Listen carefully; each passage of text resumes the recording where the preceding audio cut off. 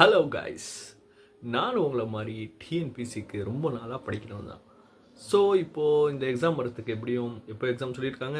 ஜூலை 15 13 கிட்டத்தட்ட ஒரு 150 நாள் கிட்ட இருக்குது. இல்லை நம்ம என்ன தப்பு பண்ணுவோன்னு பார்த்தீங்கன்னா, அதாவது நான் ஏன் தப்பை வச்சு சொல்கிறேன்னா, நம்ம என்ன தப்பு பண்ணுவோம்னு தெரிஞ்சுக்கிட்டா அதை நம்ம திருத்த முயற்சி பண்ணலாம். இப்போ எக்ஸாம்பிளுக்கு நீங்கள் பைக் வச்சுருக்கீங்க, எல்லாருமே பைக் தான் வச்சுருப்போம். அதில் ஏதாச்சும் ஒரு சின்ன மிஸ்டேக் வந்து நம்ம கண்டுக்க மாட்டோம். பெருசாக ஏதாச்சும் ஒரு டயரு டேமேஜ் ஆனாலோ, ஏதாச்சும் ஒரு இன்ஜின் டேமேஜ் ஆனாலும் மட்டும்தான் மாற்றுவோம் தவிர, அதுக்குள்ளே சின்ன சின்ன தப்பு வந்தாலும் அதை சரி பண்ணாமல் ஓட்டிக்கிட்டே இருப்போம். பைக்கும் ஓடிக்கிட்டே இருக்கும். கடைசியில் கொண்டால அந்த பிரச்சனை பெரிய பிரச்சனை ஆகி நம்ம அதை கண்டுக்காமல் விட்டுருப்போம்ல. அதனால் அந்த இன்ஜினே சீஸ் ஆகி வண்டியே ரொம்ப கவலைக்கு இடமாயிடும்.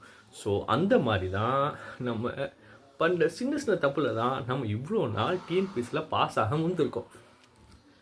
அது என்ன தப்புன்னு நான் இப்போ உங்களுக்கு சொல்கிறேன். அதாவது நல்லா படிக்கிறவங்களுக்கு சொல்லலை, என்ன மாதிரி படிக்கிறவங்களுக்கு சொல்கிறேன். என்னென்னு பார்த்தீங்கன்னா, உங்களுக்கே தெரியும், தமிழ் 100 மார்க்.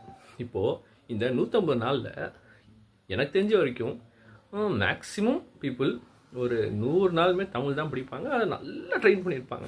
இப்படி ஒரு 100க்கு 95 மார்க் எடுக்க கூட ட்ரெயின் பண்ணியிருப்பாங்க. மேக்ஸும் செம்மையாக ட்ரெயின் பண்ணியிருப்பாங்க.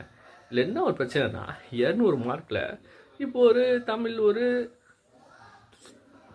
95 மார்க், மேக்ஸ் ஒரு 25க்கு ஒரு 20 மார்க் கூட 22 கூட எடுத்துருங்க வைங்க. அதை வச்சு ஒன்றும் செய்ய முடியாது. ஏன்னா நம்ம எல்லாமே படித்தாகணும். ஸோ அதனால் எனக்கு தெரிஞ்ச வரைக்கும் என்ன மாதிரி படிக்கிறவங்கள சொல்கிறேன். கஷ்டமான டாபிக் எதுன்னு பார்த்தீங்கன்னா, பாலிட்டி, எக்கனாமிக்ஸ், சயின்ஸ் கூட நம்ம அப்போ படிப்போம். இந்த எக்கனாமிக்ஸ் பிளட் ராஸ்கெல்லாம் படிக்கவே மாட்டோம். ஸோ அதனால் அது 11th 12ங்கிறதால அது கொஞ்சம் கஷ்டமாக இருக்கும். ஏன்னா அதில் தான் அவங்க கேள்வி கேட்பாங்கன்னு சொல்லிட்டு இருக்காங்க.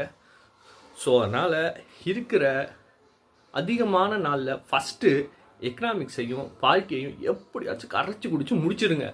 அதுக்கப்புறம் கொஞ்சம், அதாவது அதுக்கப்புறம் படிக்கலாம். நான் ஏன் சொல்கிறேன்னா, தமிழ் நம்ம அவனால் படித்தது தான். அதனால் திரும்ப நம்ம ஈஸியாக அதை பிக்கப் பண்ணிடலாம்.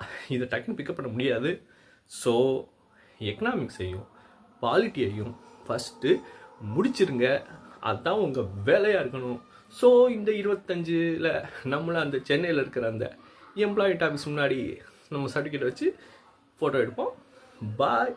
இது உங்கள் டிஎன்பிஎஸ்சி, மிஸ்டர் டிஎன்பிஎஸ்சி. பாய்.